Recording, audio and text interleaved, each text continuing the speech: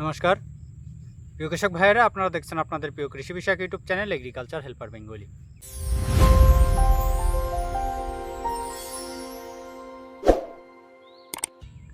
প্রিয় কৃষক ভাইয়েরা, আজ আমরা এই ভিডিওতে আলোচনা করব আমাদের কৃষি জমিতে আমরা বারবার বলি যে জৈব সার ব্যবহারের কথা।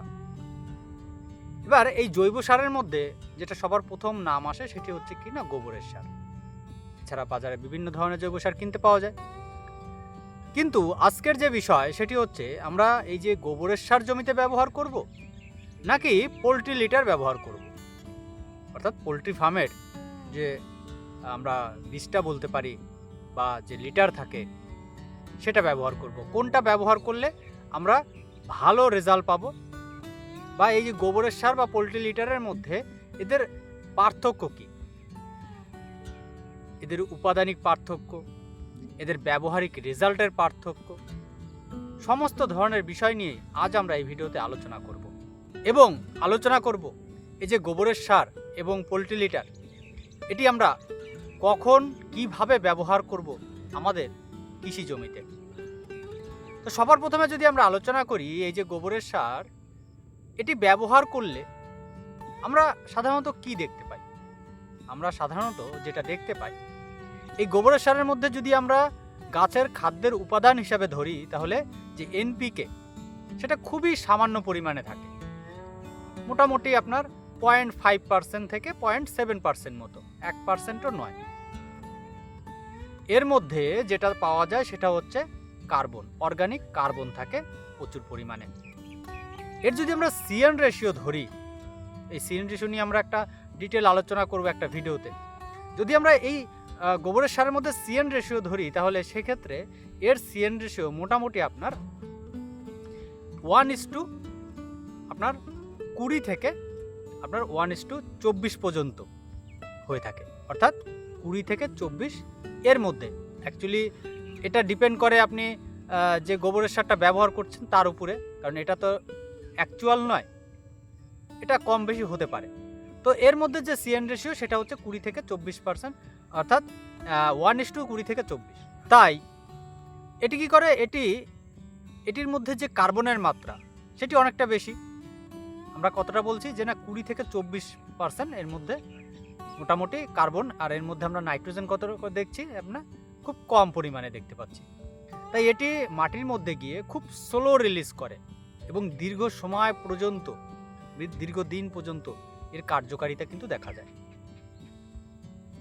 ঠিক অন্যদিকে আমরা যদি পোলট্রি লিটারের কথা বলি তাহলে এর মধ্যে মোটামুটি আপনার 2% মতো নাইট্রোজেন পাওয়া যায়, আপনার 2 থেকে 3% মতো ফসফরাস পাওয়া যায় এবং প্রায় 2 থেকে 2.5% মতো পটাশিয়াম পাওয়া যায়।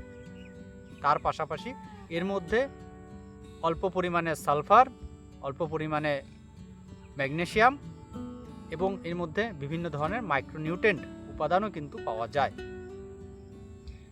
এর যদি আমরা সিএন রেশিওর কথা বলি তো সেখানে এর সিএন রেশিও 1:13 আপনার 13 থেকে 15 হয়ে থাকে, অর্থাৎ তুলনামূলকভাবে এখানে কার্বনের মাত্রা কম। তাই এর মধ্যে যেহেতু নাইট্রোজেনের মাত্রাটা বেশি পাওয়া যায় গোবরের সারের তুলনায়, তাই এর যে কম্পোস্ট খুব তাড়াতাড়ি পচনশীল এবং তাই মাটিতে ব্যবহার করার সাথে সাথে খুব তাড়াতাড়ি এটি রেজাল্ট আমরা দেখতে পাই। অর্থাৎ আমরা গোবর সার ব্যবহার করলে যে স্লো রেজাল্টটা দেখতে পাচ্ছিলাম, কিন্তু এই পোলট্রি লিটার ব্যবহার করলে সেখানে আমরা ফাস্ট রেজাল্ট দেখতে পাই। কিন্তু এটি মাটির জৈব ক্ষমতা বা জৈব উর্বরতা বৃদ্ধির সেই বিষয়টা এর মধ্যে কম। এর মধ্যে গাছের পুষ্টি উপাদান খাদ্য তুলনামূলকভাবে গোবরের সার থেকে বেশি, তাই এটি ব্যবহার করলে গাছ খুব তাড়াতাড়ি গ্রোথ নিয়ে ওঠে, গাছ সবুজ হয়, এইগুলো আমরা দেখতে পাবো।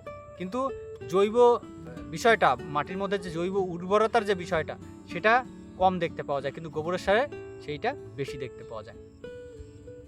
এবার বিষয় হলো তাহলে এই যে দুটো সার, জৈব সার, এটি আমরা কিভাবে ব্যবহার করব।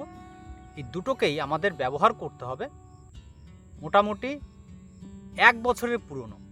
তাহলে কি হবে, এটি সম্পূর্ণভাবে কম্পোস্ট হয়ে যাবে। এর মধ্যে বিভিন্ন ধরনের মাইক্রোবিয়াল যে অণুজীব তারা কি করবে, এগুলোকে কম্পোস্ট করবে, সারে তৈরি করে দেবে এবং তারপরে আমরা জমিতে ব্যবহার করব। তা না হলে কি করে, তা না হলে এই যে যদি আপনি কাঁচা গোবরের ব্যবহার করেন বা গোবরের সার ব্যবহার করেন জমিতে, তাহলে এর মধ্যে মিথেন গ্যাস আছে, বিভিন্ন ধরনের ক্ষতিকারক ছত্রাক আছে এবং যে আগাছার বীজ সেগুলো আপনার জমিতে কী হবে, আগাছা বাড়িয়ে দেবে। কিন্তু সেটা যখন কম্পোস্ট হয়ে সারে পরিণত হয় তখন কী হয়, আগাছাটা যে বীজগুলো সেগুলো নষ্ট হয়ে যায় প্রায়, এবং মিথেন গ্যাসটা থাকে না। এবং এখানে এই যে কার্বন, এই কার্বনের মাত্রাটা বেড়ে যায় এবং এখানে ক্ষতিকারক ছত্রাকগুলো যেগুলো সেগুলো নষ্ট হয়ে যায় এবং তারপরেই আমাদের এটিকে জমিতে ব্যবহার করতে হয়। ঠিক একই রকমভাবে আমরা যে পোলট্রি লিটারের কথা বলছি, এই পোলট্রি লিটারে কিন্তু যখন কাঁচা অবস্থায় থাকে বা প্রথমের অবস্থায়, তখন এর মধ্যে প্রচুর পরিমাণে মিথেন গ্যাস থাকে, যেটি আমাদের গাছের ব্যাপক পরিমাণে ক্ষতি করতে পারে, গাছের শিকড় পুড়িয়ে ফেলতে পারে। তাই কাঁচা অবস্থা আমাদের কখনোই ব্যবহার করা উচিত নয়। তার পাশাপাশি এর মধ্যে ক্ষতিকারক ছত্রাক, ব্যাকটেরিয়া এর মধ্যে থাকে। তাই মোটামুটি 1 বছরের পুরনো পোলট্রি লিটার হোক বা আমাদের গোবরের সার, সেটাকে 1 বছরের পুরনো হতে হবে, তারপরেই আমরা আমাদের জমিতে বা জমির মাটিতে ব্যবহার করতে পারব।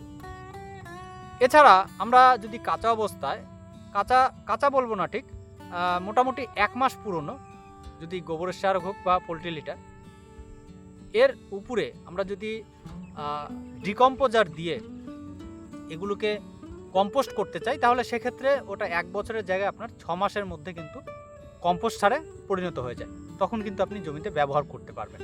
তো অবশ্যই যখন জমিতে ব্যবহার করবেন তখন হাতের মধ্যে নিয়ে দেখবেন সেটি ঝুরঝুরে হয়েছে কিনা, এবং ঝুরঝুরের পাশাপাশি তার মধ্যে মোটামুটি আপনি দেখবেন যে 20 থেকে 25% মশার ভাব যেন থাকে। সেই অবস্থায় আপনি যদি ব্যবহার করেন তাহলে কি হবে, তার মধ্যে যে উপকারী অণুজীব সেগুলো সঠিক মাত্রায় পাবেন বা সঠিক মাত্রায় থাকবে, যেটি আপনার জমির উর্বর শক্তি ক্ষমতাকে বৃদ্ধি করার পাশাপাশি আপনার জমির যে বিভিন্ন ধরনের মাইক্রোবিয়াল কার্যকলাপ সেগুলো ভালো করবে। তো যাই হোক, আমরা এই দুটো বিষয় কিন্তু জানলাম। এবার আসি আমরা এটিকে মোটামুটি কি পরিমাণে ব্যবহার করা যেতে পারে। দেখুন, আমরা যদি 1 বিঘা জমির হিসাবে ধরি, তাহলে গোবরের সারের ক্ষেত্রে বলা হয় মোটামুটি 2 থেকে 3 ট্র্যাক্টর বা ট্রলি, যেগুলো ছোট ট্র্যাক্টরের ট্রলি পাওয়া যায়, মোটামুটি 2 থেকে 3 ট্র্যাক্টর আমরা গোবরের সার ব্যবহার করতে পারি। কিন্তু আপনি পোলট্রি লিটার যেটা, সেটা কিন্তু অত্যাধিক পরিমাণে ব্যবহার করতে পারবেন না। কেন পারবেন না? কারণ এর মধ্যে আমরা প্রচুর পরিমাণে নাইট্রোজেন দেখতে পাই, অর্থাৎ তুলনামূলকভাবে, এবং এটি খুব ফাস্ট কাজ করে। তাই এটিকে যদি আপনি ব্যবহার করেন বেশি মাত্রায়, তখন কি হবে, গাছ দামিয়ে উঠবে, গাছ নরম হয়ে যাবে। গাছ যদি দামিয়ে ওঠে, নরম হয়ে যায়, সেক্ষেত্রে কিন্তু আপনি যে ফলন সেটা কিন্তু আশা করা যায় না। সবসময় নাইট্রোজেনের মাত্রা বেশি থাকলে, গাছের সবুজাভ গ্লেজ ভালো হলে বা গাছ খুব তাড়াতাড়ি বেড়ে গেলে আপনার কিন্তু ফলন আশা করা যায় না। সব কিছুর একটা ব্যালেন্স মাত্রা দরকার। তাই এটিকে আমাদের কম মাত্রায় ব্যবহার করতে হয়। যদি 1 বিঘা জমির হিসাবে ধরি, তাহলে আমরা যদি 1 ট্র্যাক্টর বা 1 ট্রলি আমরা এই পোলট্রি লিটার ব্যবহার করি তাহলেই যথেষ্ট। আর সব থেকে ভালো হয় আমরা যদি এই গোবরের সার এবং পোলট্রি লিটার দুটোকে মিক্স করে ব্যবহার করি, অর্থাৎ আমরা 1:2, অর্থাৎ 1 ট্রলি পোলট্রি লিটার, 2 ট্রলি আমরা গোবরের সার।